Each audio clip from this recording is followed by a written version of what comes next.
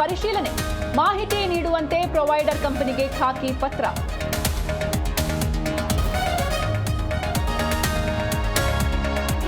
ರಾಯ್ ಆತ್ಮಹತ್ಯೆ ಪ್ರಕರಣದಲ್ಲಿ ಅನುಮಾನ, ಅಶೋಕನಗರ ಪೊಲೀಸರಿಂದ ಮುಂದುವರೆದ ತನಿಖೆ, ಸರ್ಕಾರದಿಂದ ಸಿಐಡಿಗೆ ಹಸ್ತಾಂತರ ಸಾಧ್ಯತೆ.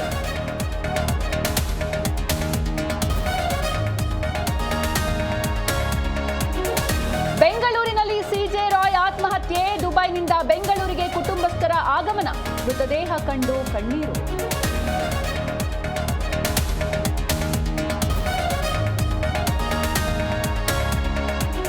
ನನ್ನ ಆಹಾರ ಪದ್ಧತಿ ಬಗ್ಗೆ ಮಾತಾಡಲ್ಲ, ನಾನ್ ವೆಜ್ ತಿಂತಾನಂದ್ರೆ ಓಕೆ, ಜಾತಿ ತಂದಿದ್ದು ಯಾಕೆ, ನನ್ನ ಆಹಾರ ನನ್ನ ಚಾಯ್ಸ್ ಎಂದ ಡಾಲಿ.